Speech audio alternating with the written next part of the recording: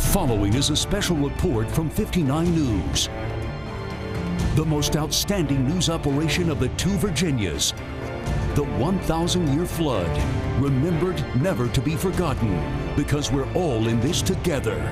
Brought to you with limited commercial interruption by Raynell Medical Center and Mountaineer Automotive.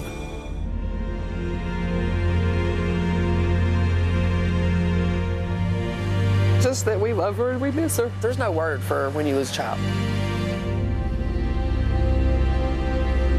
Kind of hard to explain that kind of feeling. I mean, it just kind of churns your gut a little bit there, and not knowing, I think that's the worst part. It feels like what the flood was named after 1,000 years. Welcome to this 59 News special report. I'm Tim Carrico. And I'm Jessica Schuler. The 1,000-year flood, remembered, never to be forgotten. We're here in White Sulphur Springs, one of the areas devastated by floods nearly a year ago. The area is still trying to fix the damage. Families still picking up the pieces of their lives. And right now we're along Howard's Creek here in White Sulphur, where people living along these banks are still trying to pick up the pieces on the road to recovery. The floods of June 23, 2016 will never be forgotten. 8 to 10 inches of rain fell over a period of 12 hours, forcing creeks and rivers out of their banks. When those waters receded, millions of dollars of damage was done and 23 people were dead. 16-year-old Dakota Stone died after floodwaters swept away his home in White Sulphur Springs. His mother, Natasha Nicely, and grandfather Herschel Nicely also died. 14-year-old Michaela Phillips of White Sulphur Springs was the final person to be found. The Reverend Gary Shoemaker of Raynell died. He was 82. Also from Raynell, Charles Omenchensky and Ishmael Ed Thompson were killed. 93-year-old Denver Barker Sr. of Raynell also died. Both Delmas Parsons and Marguerite Parsons of Rupert were killed, along with their neighbor Nellie Hinkle. In White Sulphur Springs, they're mourning the loss of Belinda Scott, Eleanor Faye Van Buren, and Melissa Decart. Lisa Blankenship of Rennick also was killed, along with 60-year-old Raymond Clark of Caldwell. West Virginia Governor Earl Ray Tomblin declared a state of emergency for 44 of the state's 55 counties because of the flood. He ordered the deployment of 400 members of the West Virginia National Guard. Search and rescue teams were deployed across the state to help pull people from flooded homes, cars, and look for bodies of those who didn't make it. But just what was it about this storm that made it so deadly? Storm Tracker 59 meteorologist Mike Slifer explains. It's a familiar sound in the summer. Rain and thunderstorms are common in West Virginia, but no two storm systems are the same. On June 21st, 2016, a system of storms began pushing their way through West Virginia. It started as broken lines of thunderstorms, but soon grew into a system that left chaos in its wake, including a tornado that touched down in Greenbrier County. Don't get out on the roadway, we've got another storm coming in. The next day, 2 more rounds of storms ripped through the state. Rain started to fall, and soon after, flash flood warnings were issued. Route 60's been closed off now for hours. Over 10 inches of rain fell in parts of Greenbrier County. On the third day, after rain and winds have already left communities across the state battered, the rain returned, and high water swept through communities throughout southern West Virginia. To understand all of the factors that played into the destruction left by these storms, we have to begin at ground level.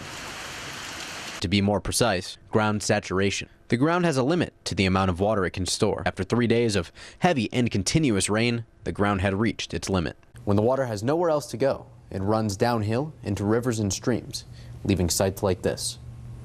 At 4:40 p.m. on June 23rd, the National Weather Service issued a flash flood emergency across Greenbrier County, one of the most extreme warnings that can be issued. Severe weather always gets all of the attention because it has all the bells and whistles, it has all the oohs and ahs. However, according to the National Weather Service at Blacksburg, flooding across West Virginia has been historically and statistically proven to be most devastating for life and for property. The flood was full of tragic stories of lives lost due to those swift-moving waters. As we mentioned, 23 people died, most of them from right here in southern West Virginia. One of those stories was that of 14-year-old Michaela Phillips of White Sulphur Springs.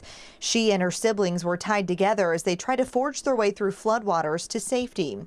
The strong current snapped the cord they used to tie themselves, and she was swept away.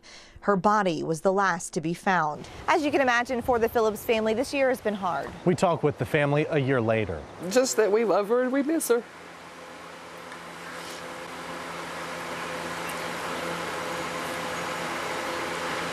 And she knows where I'm rescuing all of her animals for her. Overcome with emotion, Becky Phillips reflects on the loss of her daughter, Michaela. There's no word for when you lose a child.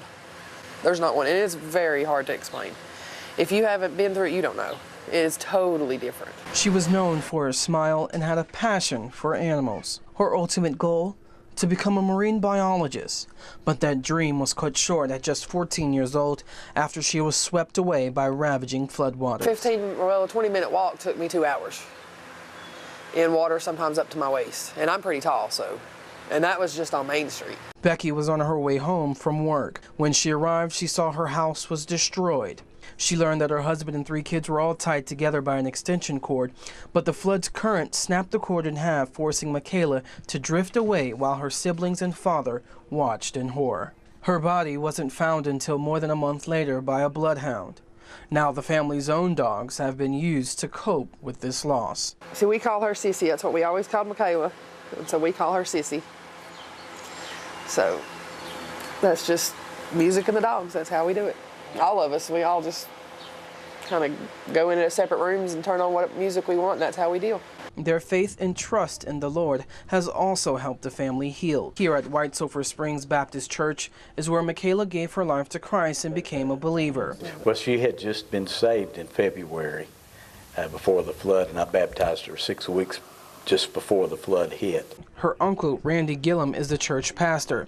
He says Michaela was well on her way spiritually. And she was just growing in the Lord at that point, you know, just getting going. And she was in the water program, which we have here, and just growing with the youth. The family says they are looking forward to the city's Celebration of Life Festival, aimed at honoring Michaela and the 22 other lives that were lost. I am. My family's coming in from Tennessee, and we're just going to have a family weekend of remembering and fun and stuff like that. With the help of 200 National Guardsmen, emergency crews in 8 counties performed swiftwater rescues, search and rescue efforts, and health and welfare checks.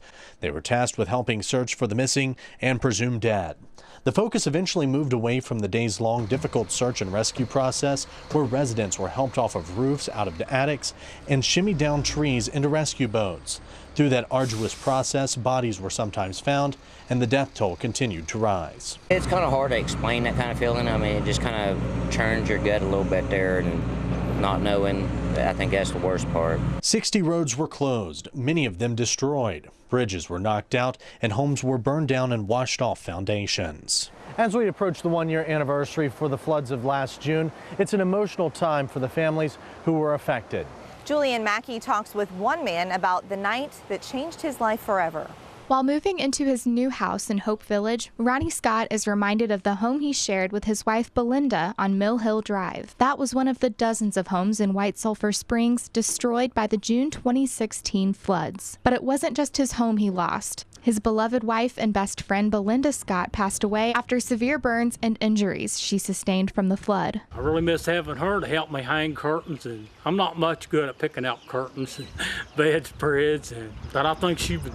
Well, I know she's happy with this house too. Now he begins a new chapter of his life, moving into his new home in Hope Village with his pal Dancer, the dog he adopted just months after the flood. He plans to move in June 23rd, and he's already making plans to share his 3-bedroom home with his children and grandchildren. Scott says he's amazed at the support and help he and his neighbors received during the recovery process. You know, there's been a lot of people that's been amazing. I didn't know that many people in the world cared about other people. All he asks is on the afternoon of June 23rd that everyone take a moment and appreciate their loved ones and the life they have, because he says you never know when everything can change. I appreciate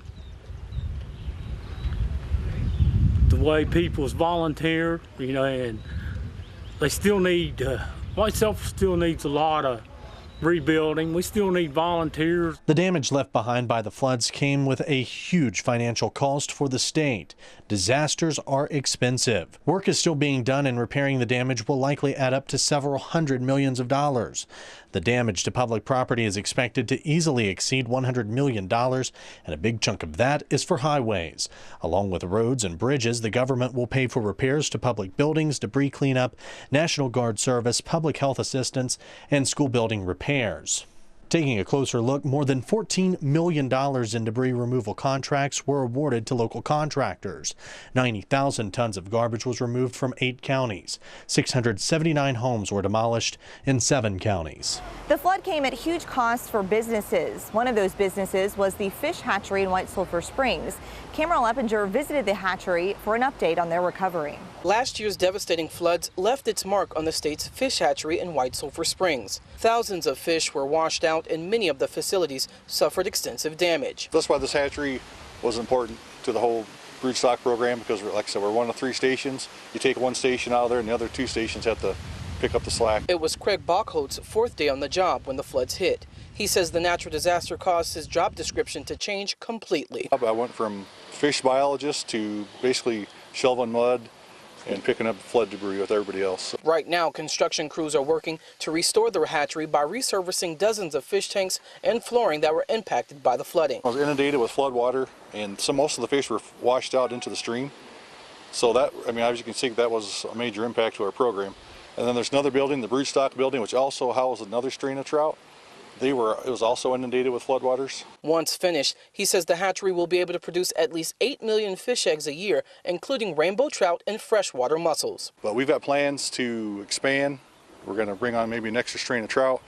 So instead of having the 2 that we have now, we're going to try to, with the improvements that we're making to our buildings and the infrastructure, we're going to try to bring a 3rd strain of trout on, possibly some brook trout. Despite the damage, looting still happened in flood-ravaged communities. Police agencies all across the flood-damaged areas say they saw a lot of looting throughout the town since the floods in June. They told people who live in the area not to leave tools, electronics, or anything of value in their homes. It may be almost a year since floodwaters devastated parts of southern West Virginia, but for people rebuilding, their work has just begun. And one of those homes being rebuilt is sitting directly behind us. I talked with this survivor about how she's doing a year later. We first met Lena Hogue 2 days after her life was turned upside down. The June floods had washed away her home and destroyed almost everything she owned. But today, she's rebuilding in the same place her home once sat. Is it okay if we go in and take a gander? We were with Lena as she stepped inside her new home for the first time. She's been staying in a 1-room cottage with her husband about 45 minutes away in Greenville. The house was demoed. We got to be here and watch it come down in March, I think. And the foundation was built, and they started building the house on April 26th. The Mennonite Disaster Service is donating their time to build Lena's new house. Many of the workers have traveled a long way to lend a hand, but one worker has traveled 4,000 miles from his home in Germany to help people in West Virginia rebuild. It's definitely an awesome feeling to help them out in this situation. It's also a blessing for me and for them as well. And yeah, I'm glad to do that work, and that's my way to show love. Howard's Creek sits directly behind Lena's home.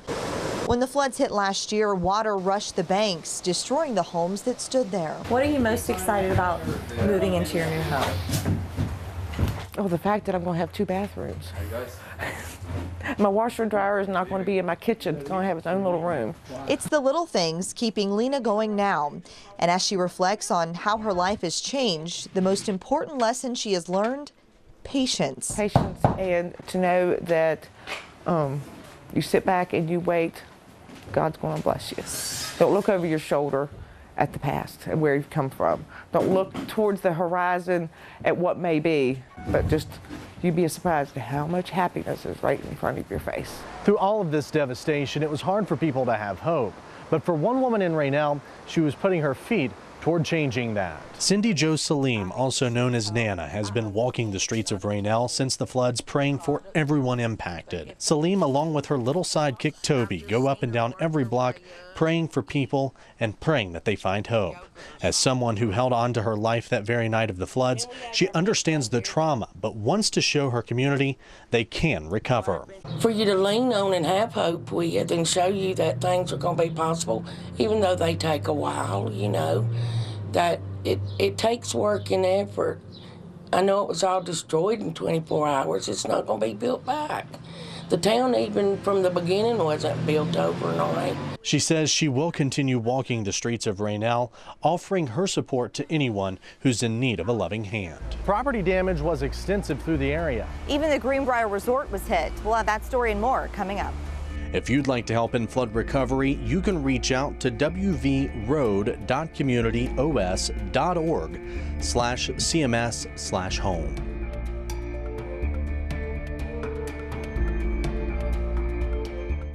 Hard to believe that it's been a year since the horrific flood that devastated our community.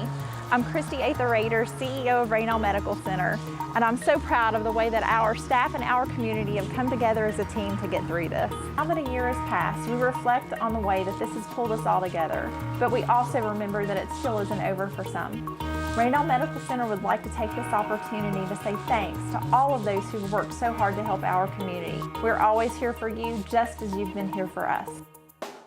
It's the wheels that keep our ministry going. I can look back and see the choices I made in my life. 20 counties that I serve with FCA and a lot of miles I put on my car. So much easier to bring your car in and quicker. It's really streamlined the process. Mike is on top of his game, does a lot to help young people and the community.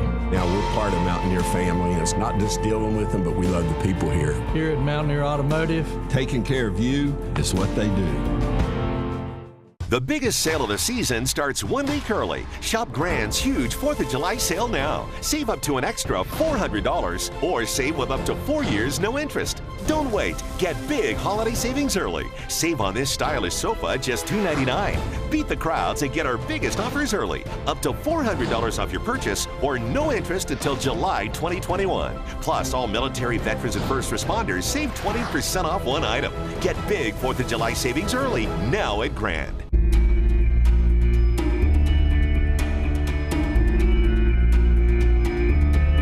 Welcome back to this 59 News special presentation. The 1,000-year flood, remembered, never to be forgotten. We're all in this together. Once the floodwaters receded, the process of recovery began. Towns and homes were left in ruins. So where did people even start? The people of southern West Virginia wouldn't stay down long. People came from all over the country to help residents get back on their feet. There were a lot of images from the flooding that stuck with people. Remember this. This chilling video comes from Greenbrier County. It was sent to us by Paul Moya. You can see the extremely high water and even a burning house across the street from where this video was taken. We checked back in with Moya and his daughter who lost their home in the flood. As you can tell, there's a fire across the street there. It's an iconic video that went viral on social media. Just hoping and praying. This is video shot by Paul Moya as he was stranded on a roof during the floods last June. Moya was in the neighborhood to let his daughter's dog out when he realized the creek was overflowing its banks. Now a year later, he's revisiting that area and the moments that quickly turned into a nightmare. You know, we've had those warnings several times in this area, but I never thought I'd see it here in downtown White Sulphur Springs area. Paul wasn't stranded by himself. After seeing his car washed away, he realized his only option was to stay and help. That's when he met Kimberly Green. Walked back, I tried to talk her to me, but she couldn't do it. So she said, should I get back in the house? And I asked, do you have a second floor? And she said, yes. And I thought, okay. Well, about that time, I thought, well, I can't just leave her here. And my exit point was gone by then. So it's not like I was scared or, wasn't scared. I was scared, but I wasn't going to panic, I was at the first Gulf War. I didn't panic then. I'm still here today. A year later, what goes through your head? Well, it still comes back, And like anything, like I said, during the first Gulf War coming back, after a couple of years, things started, getting to me, that post-traumatic stress. And so like I told Kimberly and the folks in this neighborhood, especially those that have lost loved ones, you have to talk to somebody, whether it's a professional, your family, your friends, you have to talk with someone. And getting the story out, I appreciate you guys doing this. What we would really like to do is capture the rebirth of this town. We haven't given up. Nobody's given up. City Council, we're working with them to try to get this celebration of life and rebirth back to the community. Rescue squads are taxed to the max in these dire situations. So help came from all walks of life. Sean Riley and Richard Perkins are raft guides for Adventures on the Gorge. They took their skills to the water to help save lives. The two rafters were able to rescue a litter of puppies from a home in Raynell. We decided to catch back up with rafters with Ace, who helped in efforts like this one, to see just what motivated them to get in the kayaks and hit the water. Stephen Reed says the Ace rafters were running rescue missions in Raynell from 10 at night until 10 in the morning. They spent the night rescuing people and animals from their flooded homes. In the course of all of that, to see a smile on their face, just kind of even in the worst of times, that was probably one of the neatest things, and just watching people's whole worlds get ripped apart, and the fact that they were still able to smile and give you a hug when you put them on dry land. Reed says the flood rescue was a team effort with other local rafting companies. He tells us anytime there's a major flood in the area, his team is ready to help out. A lot of people lost almost everything they had in the floodwaters, from clothes to furniture to mementos and pictures. One man made it his mission to help restore what they could. He's known for the iconic images at the Greenbrier Resort, but last year after the floods, photographer Mike Wyatt used his talents to help people who lost everything. And my wife found a bunch of family pictures that were just coated with mud.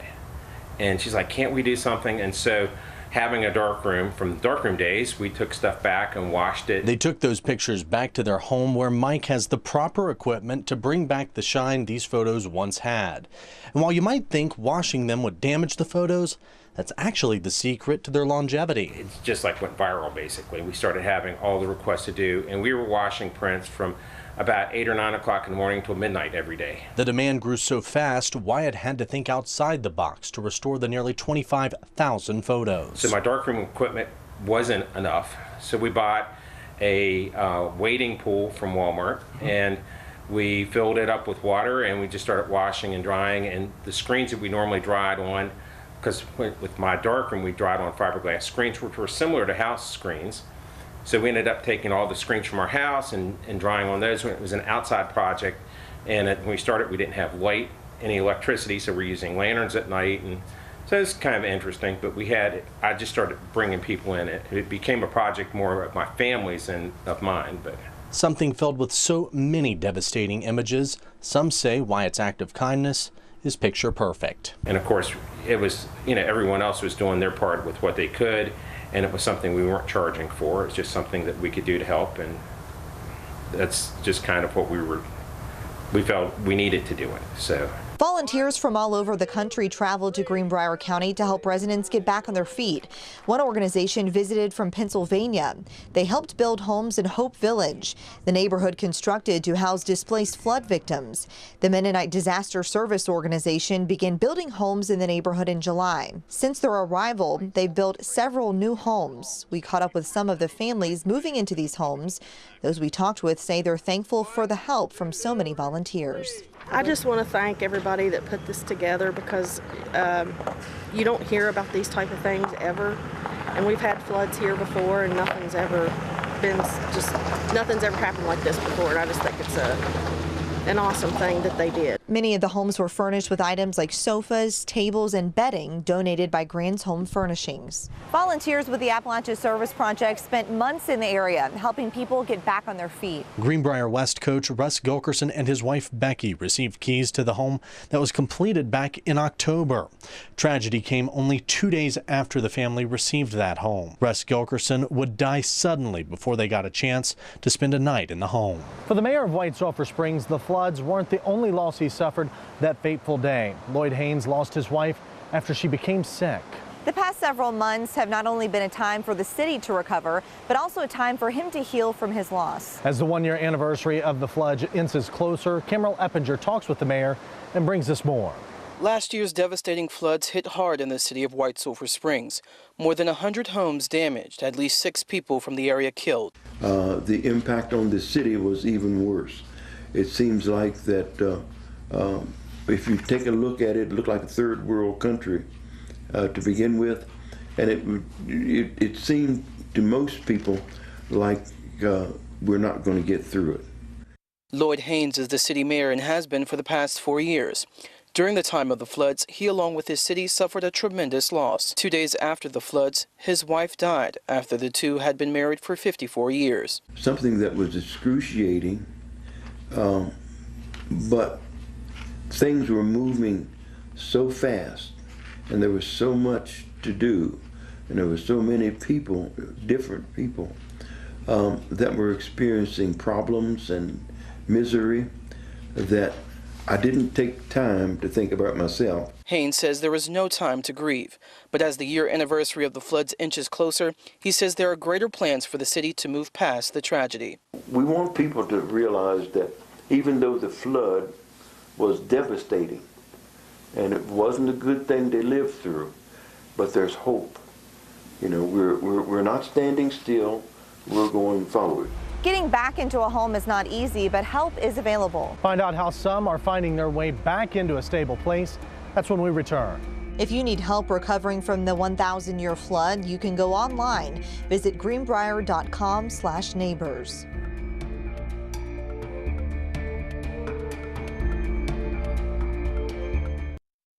It just got a hometown feel when you walk through the door. And I met Mr. Tyler in 1992. Joe is a very good man, hardworking, part of our culture here in West Virginia. And of course, we got to be friends and... The money was tight, but Keith found a way to get me in that truck. And this new facility just blows me away.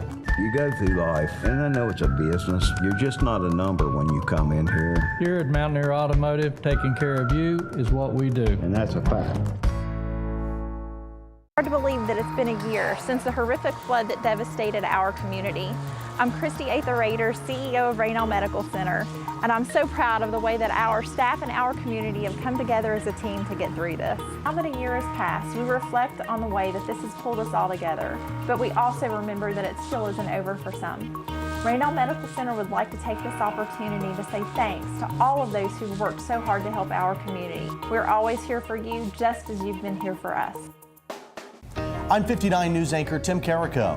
And I'm Ray Blackburn, your local Wendy's owner. Everyone remembers the devastating floods from last year. And everyone remembers how people stepped up to help their neighbors after the waters receded. And just like last year, from June 23rd through June 29th at participating Wendy's throughout West Virginia, we will donate 5% of our sales to Neighbors Loving Neighbors to help those families who lost their homes. Together, we can make a difference. Because we're all in this together.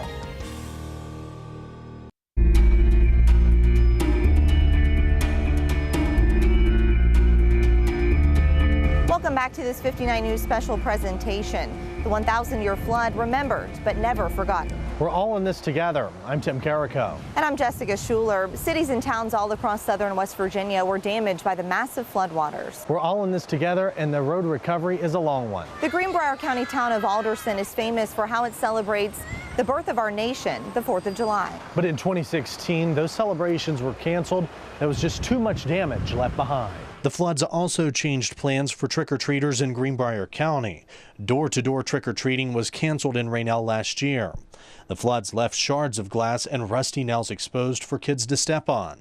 To keep children safe, Raynell instead held a trunk-or-treat at Town Hall on Halloween for the kids. Big changes also came to America's resort. Severe flooding devastated the Old White TPC to the point that it was beyond reasonable repair to conduct the Greenbrier Classic Golf Tournament.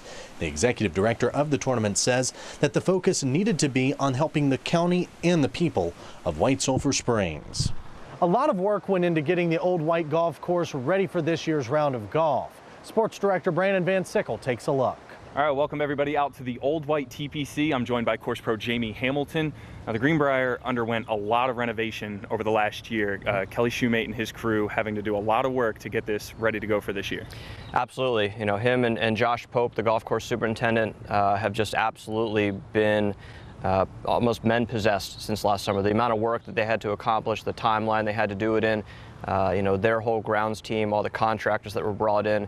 I really can't, you know, overstate how much work and how much dedication those guys had. But now that we're just about done with the project and ready to have the Greenbrier Classic back, we're all thrilled with what we've seen, the work that's been done, and I think the PGA Tour players and spectators around the world will be as well. How important is it going to be for caddies and golfers to come out Monday, Tuesday, and even Wednesday and kind of scope the course out? Very important. I mean, historical knowledge, especially on the greens, is really, not going to be worth anything. And so for tour caddies, for our day-to-day caddies, for everyone who's played that golf course, it's actually going to be a little difficult because they're going to stand over putts that they remember, but they're going to find out that there's going to be some different movement out there. And so it's going to be almost kind of level the playing field a little bit. So a guy that's stepping foot on this course for the first time and someone who's played every year from a greens perspective, they're going to kind of be on equal footing. So I think it's the guys that adjust on the fly, those that really study the greens early in the week that you'll see hopefully reap the rewards during the tournament itself. All right, Jamie, thanks, and we'll have live coverage of the 2017 Greenbrier Classic beginning on Monday, July 3rd from right here at the Old White TPC. For the owner of the Greenbrier Resort, the flood couldn't have come at a worse time. His business was damaged in the deluge. I sat down with Governor Jim Justice to talk with him about that fateful day. I still see so much carnage, so much pain, every time I would drive from my house over to the Greenbrier, you see Howard's Creek and you see the foliage is still not out on the trees where the water line was. And you see so many people that are still battling and still trying to put their lives back together. And the worst event that I've ever been through in my life, with the exception maybe of losing a family member, and so many did. Justice, besides being the owner of the Greenbrier Resort, was also the Democratic nominee for governor. He closed his hotel for business and opened it as a free shelter after the June floods. Justice put his gubernatorial campaign on hold for the 2 weeks following the floods to focus on victims. His focus would turn to the race, which he would go on to win. While a lot of hours have already gone into cleaning up the destruction, recovery is still underway in Greenbrier County. Shannon Close spoke with town leaders in 2 towns hit hard on how they've progressed. It was like something out of a disaster film, but for many people, it was a horrific reality. Floodwaters raging through towns they call home, leaving a path of destruction behind. But out of the chaos, these towns are rising above the floodwaters. It's been a lot of courage and a lot of sorrow and a lot of grief and a lot of happiness, a lot of joy. As the mayor of Raynell, Andy Pendleton saw her town washed away before her eyes.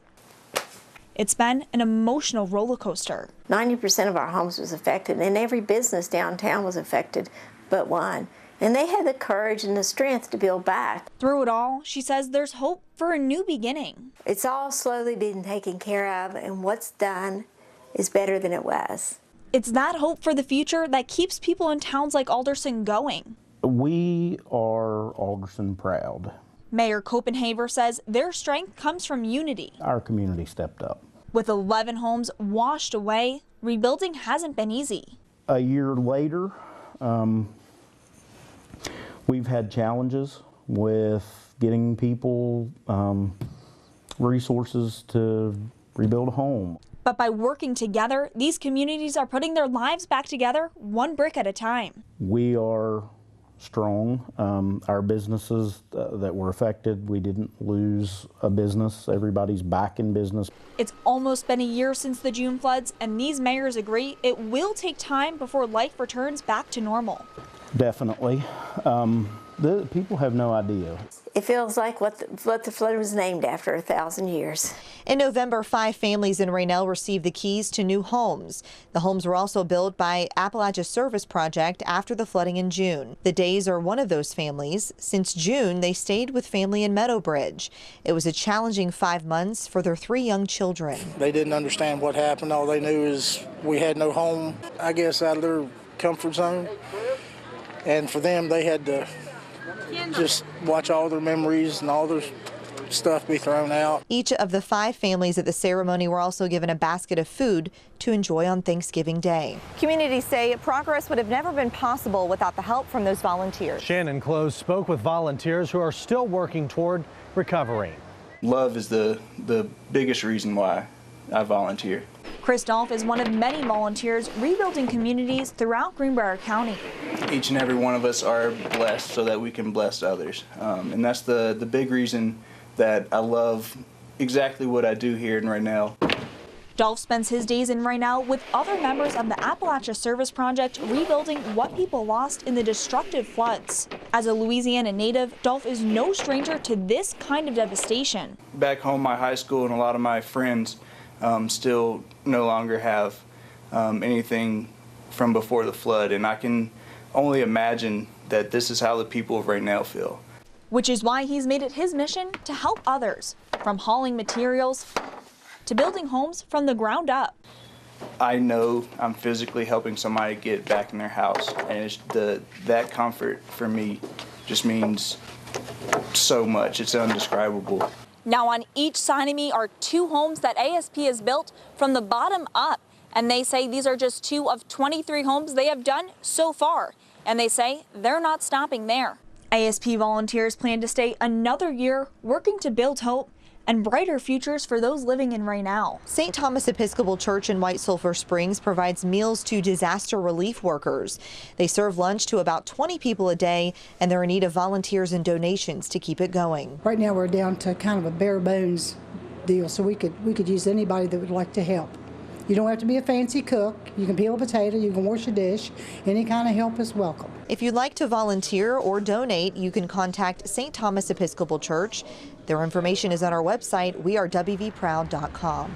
Last year, we introduced you to a young boy who decided to use his gift of writing to help flood victims.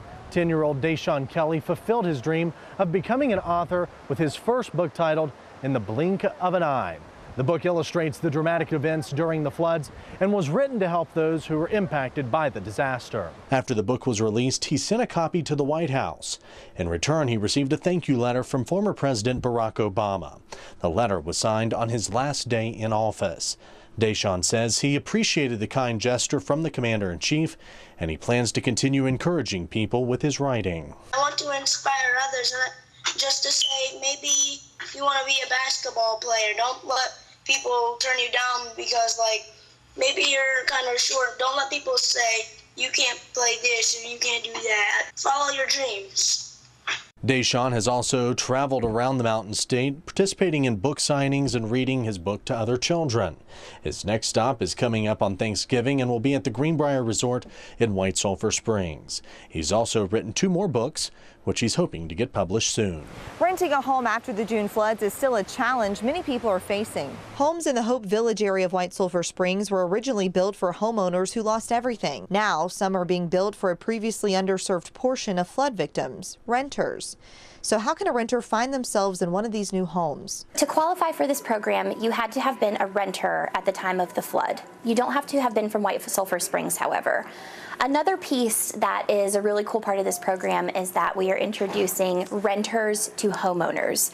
So if there is a situation where you need to rent in the beginning, but you can eventually become a homeowner, Homes for White Sulphur Springs will work with you to get to that place. More homes are being built in Hope Village. Homes for White Sulphur Springs is also accepting applications from families that would like to rent a home in the neighborhood. Getting back on your feet after something as devastating as this flood can be hard. And sometimes the road to recovery is rockier than most anticipate.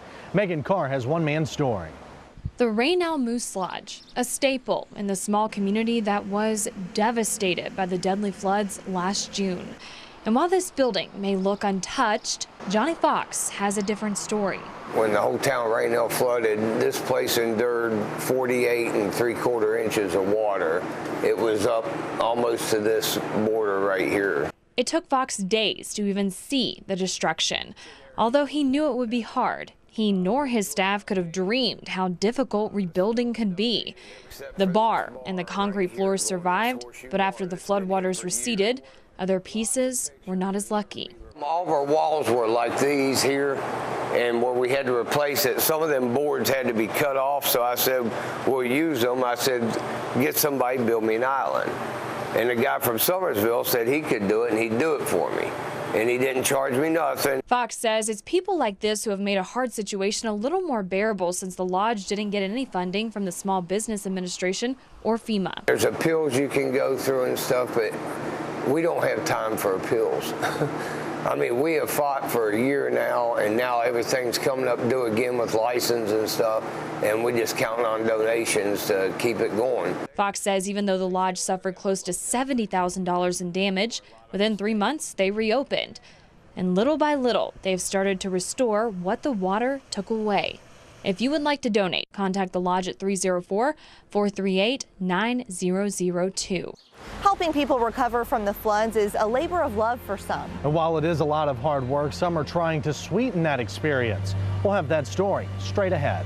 Volunteers wishing to help more directly with flood response and recovery can register online at volunteerwv.org.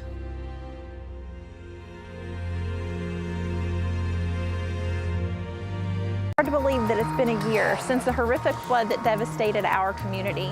I'm Christy Ather-Rader, CEO of Raynell Medical Center, and I'm so proud of the way that our staff and our community have come together as a team to get through this. Now that a year has passed, we reflect on the way that this has pulled us all together, but we also remember that it still isn't over for some. Raynell Medical Center would like to take this opportunity to say thanks to all of those who've worked so hard to help our community. We're always here for you, just as you've been here for us.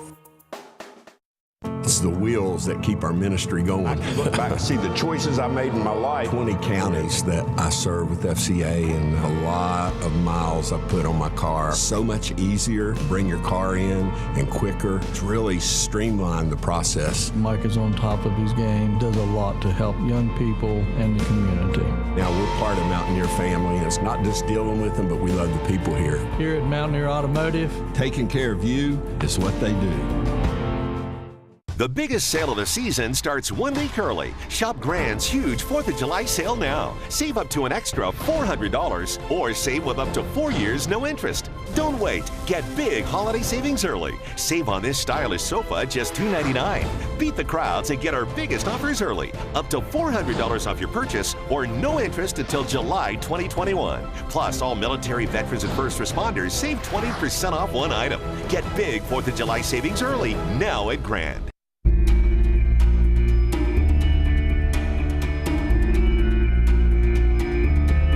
Welcome back to this 59 News special presentation, the 1,000-year flood, remembered, never to be forgotten. We're all in this together. Southern West Virginia wasn't the only area hit hard by those floods. Other areas of the state saw destruction and death as well. In Kanawha County, heavy rains washed out a bridge leading to a shopping center near Interstate 79 in Elkview, stranding about 500 people for nearly 24 hours. At least 6 people died in Kanawha County. Bill Sanders, Melissa Hess, Joni Adams, Sandra Boswell, Oki William Moffett, and Natasha Lemaster. 4-year-old Edward McMillian drowned in Ravenswood after he was swept away by a swollen creek. The creek, normally only ankle deep, had risen to 6 feet due to the rain. 8-year-old Emmanuel Williams drowned in Big Wheeling Creek in Ohio County. About 500 homes were severely damaged or destroyed in Roane County. In Clay County, the communities of Process, Camp Creek, and others were left in ruins. In Nicholas County, the Cherry River flooded much of Richwood, forcing the evacuation of a nursing home. The schools in Nicholas County were also heavily damaged by the floods. $2.4 million. That's how much federal money is on the way to help with the repairs and the cleanup process after last June's flooding. The money will help Nicholas County replace damaged infrastructure. The West Virginia School Building Authority will get more than $1 million to replace Richwood Middle and High Schools, along with Summersville Middle School. The West Virginia Division of Highways will get the rest of the money to repair 10 damaged sections of Panther Creek Road that was washed out. Meanwhile, 5 county schools will close to build 1 high school and 1 middle school. The school superintendent hopes to use FEMA money to reconfigure and build new schools. But the consolidation issue has driven a wedge in the county, and not everyone is happy with the board's vote. To become their school, not our school. It's not going to become a community school. It's going to be Summersville School. And just, our kids are just going to, we're going to be the outsiders. It's going to be a good thing, and have faith in your kids. Have faith in the children, in the students, because believe it or not, they know how to work with each other. Richwood residents have filed a suit against the board and the school superintendent. Governor Jim Justice has spoken out against the consolidation, but it's not yet clear if he plans to get involved in the issue. The Clendenin area of Kanawha County saw some significant damage as well. As the 1-year anniversary of the devastating floods approaches, Neighbors Loving Neighbors continues to provide funding for those affected. 10 new homes for flood victims were unveiled at the end of May. So far, the nonprofit has helped to rebuild more than 600 flooded homes throughout the Mountain State. We're blessed to have some monetary contributions from Neighbors Loving Neighbors. They have played a role in several of our houses that we have built or repaired here in the Clendenin area and statewide. With the help of volunteers with the Mennonite Disaster Service, the homes are expected to be completed in September. Continuing to help families recover, that's the aim of a group of children in Clendenin who started a business to help rebuild. The Swiney family grandchildren decided to start up their own lemonade stand to help their mom, dad, and grandparents get final repairs done to their house. With the help of church and community, these kids have raised a lot of money. Right now we have like 824 the last time we checked dollars, and we're doing really good. A couple people came down walking and gave us some extra money, and over there they gave us like $100. The family's house is nearly completed. Insurance, volunteers, donations, and their church have helped them get moved back in and a lot of the work completed. But there are efforts underway even now to help get families back in homes of their own. A tiny house was set up for an anonymous Charmco man through the Disaster Case Management Program back in March. Lives were changed forever as this brand new tiny house touched down for good. The Disaster Case Management Program is giving it to an anonymous Charmco man whose house was destroyed by the June flood. His brother-in-law, David Morton, was admiring the house before it was lifted by the crane and says it is a special day for his family. This was a very devastating flood for us. This was my wife's grandmother's place, and it wiped it out, and she's been very upset about it being gone, but at least there'll be a place here for her brother to live. Funding for the house was made possible through several grants, but the services of Beckley Crane and Construction were provided for free by Arthur Moore and his crew. Well, we like to give back to the community as well as, serve our customers doing the things that they need. The tiny house features a full kitchen, bathroom, and a room with a bunk bed. To make sure that this house doesn't flood, it's been built with nearly 5 feet of elevation and flood vents on both sides, just in case high-rising waters return. There are about 20 of these tiny homes now throughout the state, with more being built in vocational centers throughout the country. In Greenbrier County, we will probably end up with a couple hundred new builds from this event. Renard says the family's home that was ruined by the flood will be demolished sometime in the near future.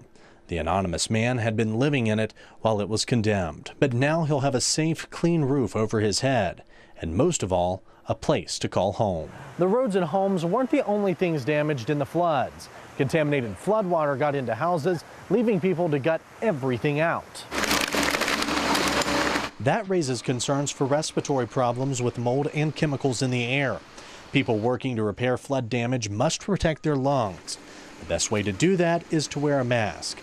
Even with safety measures, experts say it's especially dangerous for certain people. It would be the elderly because, as you get older, your immune system is a whole lot more compromised.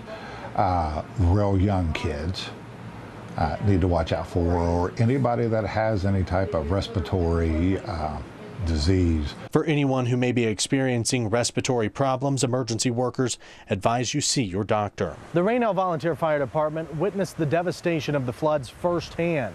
But as you're about to see, the damage not only affected their community, it also hit close to home for some on the squad. Cameron Leppinger brings us a look at how the department is moving forward since the floods wreaked havoc on that small community. First responders with the Raynell Volunteer Fire Department served on the front lines during last year's deadly floods. The devastation didn't just affect their firehouse, it took a personal toll on the squad as well. Had 18 to 24 inches of water throughout the building, and also 4 of our members were affected in their personal lives and all their homes. They lost everything. Ashley Jenkins is the department chief. She says along with the damage, the floods also served as a lesson. To never be surprised, you never know what's going to happen. This year was something that we've never experienced before. We thought, we've done flood response before, we've dealt with recovery and, relief after a flood situation, but this year was completely different. High waters left behind thousands of dollars in damages. While responding to an emergency flood call, one of their trucks ended up totaled. All of their equipment also had to be replaced. We are still recovering at this point, almost a year later, but it's just been one day at a time, just trying to get each piece of equipment cleaned up and ready for service. Thanks to their small-knit community, the fire department has been able to move forward and purchase a new truck. She says the great show of support serves as motivation to continue their service. The fire department is a big part of our community, and we want to be the person, the face that they look to and say everything's going to be okay no matter what. Lives, homes, a lot of things were changed permanently due to the floods last June. Businesses too felt the impact. We have a look at how some of them are still struggling to recover. If you still need help recovering from the floods, you can reach out to WVFlood.com. The group was created by volunteers in West Virginia to help with the relief effort throughout the state.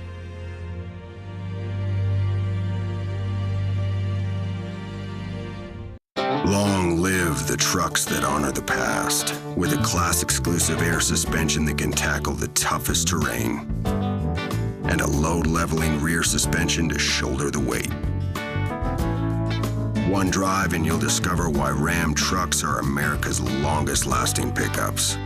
Hurry in for the last days of the Ram Drive and Discover event. Ford, Chevy, GMC, and Toyota truck owners trade in for an average $12,544 in total values on Ram 1500 Bighorn Crew Cab. 59 News would like to thank the fire departments of Princeton and Beckley, the Sheriff's Department of Greenbrier County, my arm's actually starting to hurt because it's getting heavy, the United Way, and all the United Way volunteers. 59 News is teaming up with first responders and the United Way to raise money for local charity. Filling the boot for food. Any amount helps. And all of you who donated your spare change to help us raise money for local food banks and your neighbors in need right here in this area. Thank you, because we're all in this together. The Ford Summer Sales Event is on. Looks a little tight. Here, I'll park it. Dad, relax. Whoa. You kids have it way too easy these days. Take on summer right with Ford, America's best-selling brand. Now with summer's hottest offer. Get 0% for 72 months plus an additional $1,000 on top of your trade-in. During the Ford Summer Sales Event, get 0% for 72 months plus an additional $1,000 on top of your trade-in. Offer ends July 5th.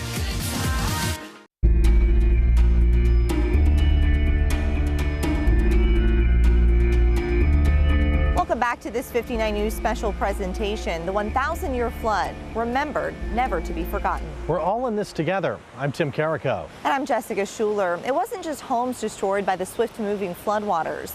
Businesses were impacted too. Julian Mackey brings us more. This is footage from July of last year, just weeks after floodwaters swept through this White Sulphur Springs business. Roughly 5 feet of standing water forced Wendy's to replace all of their furniture and appliances. The renovation meant closing the business for 3 months, which also meant the Wendy's employees had to work in other locations or go without work. Although it was a difficult time for everyone, Wendy's manager Loretta Thomas says working to reconstruct the building also helped bring everyone together. There was never like a split community, but it's like everybody come together and just everybody helped one another, and it's made West Virginia a lot better.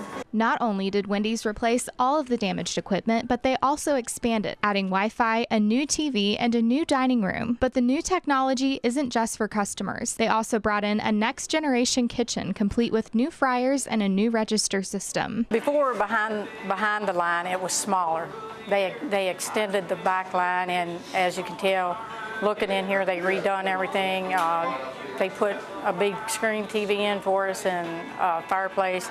We didn't have that the first time. They're not alone. Many businesses were in the same situation. In fact, one hardware store in Raynell felt the same devastation after they opened up just months before the floods hit. Everything in Ace Hardware was destroyed, leaving both owners with nothing but a loss. Through that loss, the store pulled together not just for themselves, but for the community. FEMA representatives, along with local charities, used their store as a space to offer assistance. They say looking back a year ago, they never thought they would have made it to where they are today. I'm really surprised at how far along we've came. Thanks to our customers, we've managed to pretty much get back to where we were before the flood. It's been a difficult year, though, because very labor-intensive year because we're still in the process of cleaning. Still clean after that flood. Although the floods took everything from them, the Osbornes used this as a learning experience to make themselves stronger. The store is back to full hours on both the weekdays and weekends. While the floods devastated people's homes, it also took a toll on the roads. The town of Alderson is battling a pothole problem, a fight happening since the floods last June. The floodwaters damaged a manhole in the town, causing extensive damage. One of the town's main roads, Maple Avenue, was shut down as the town tried to fix it. There's major work that'll be done. 300 feet of sewer line because the sewer line was affected. The manholes have to be rebuilt. It's not just one manhole, it's a storm system manhole and 4 manholes that are the actual wastewater sewage water. The mayor estimates the cost to fix this could be upwards of $500,000. As for when it will be done, that's the question no one can answer at this point, but the mayor says it could take several years. One thing the floods taught nearly everyone is the importance of being prepared. Now an organization in Greenbrier County is working on a system to warn people before another natural disaster can strike. So Rupert's here, and you can see Route 60 and goes to Raynell. There's one gauge on the Meadow River currently around that area. The proposed plan is to put gauges in headwater stream. Matthew Ford of the Greater Greenbrier Long-Term Recovery Committee is explaining a system proposed after the shocking June floods that could save lives. If you live on a stream that has high water, that has one of these flow meters, you would know if the water was up and how other areas, you'd better predict where you went during an emergency situation, so you didn't travel into harm's way during an emergency. It's a series of water level gauges in side streams that could send early notifications out about the danger of flooding. Right now, there's only one gauge in operation on the Meadow River. The community flood early warning system would go into effect in places like White Sulphur Springs, a city that was inundated with water during the June flooding. The system comes from the proposal of a WVU professor. Ford says no matter how preventative the new system could be, its effectiveness is determined by one major factor. Any warning system is only as good as the amount of people that sign up to be notified. The team behind the proposal is still working to find funding for the project. A piece of equipment the town of Alderson had on hand was key to helping them rescue people in the floods.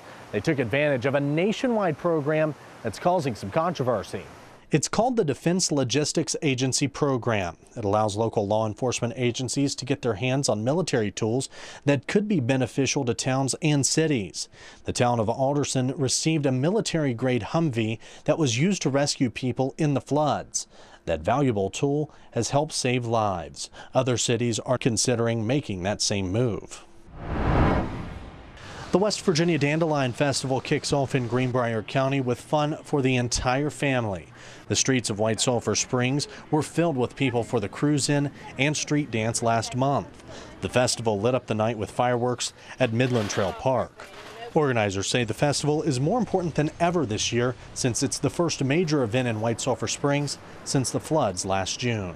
We always look forward to Memorial Weekend in White Sulphur because it always means the return of the Dandelion Festival, and it's so much fun for everybody. And when you have great weather like this, it's wonderful to see all of our friends and neighbors and visitors coming in to just enjoy the town. Veterans were also honored at a special luncheon and flag dedication. Memorializing those who lost their lives in the June 2016 floods. That's the goal of the new Brad Paisley Park being built in White Sulphur Springs. Volunteers are working hard on the project. Sod is being rolled out, trees planted, and a new playground was built. Volunteers from all over are working to complete the park and nearby community center. Well, this for me is really special because this apparently is the ground zero where the major flooding and deaths occurred, and they're turning it into this sort of sacred ground community playground.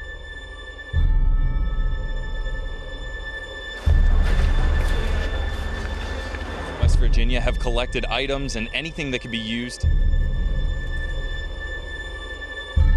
We want people to realize that even though the flood was devastating and it wasn't a good thing they lived through, but there's hope.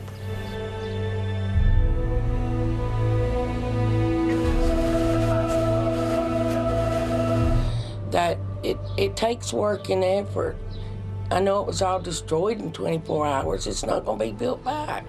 The town, even from the beginning, wasn't built overnight.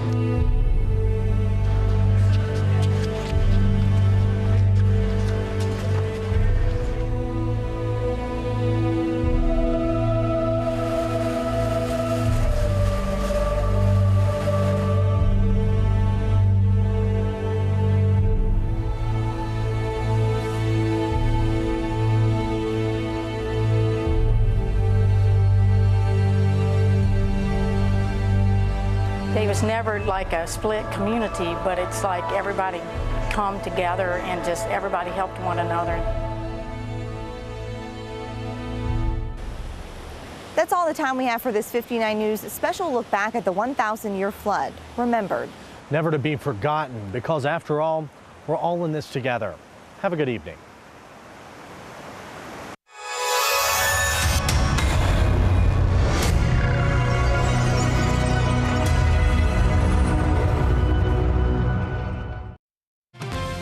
This is CBS 59. The two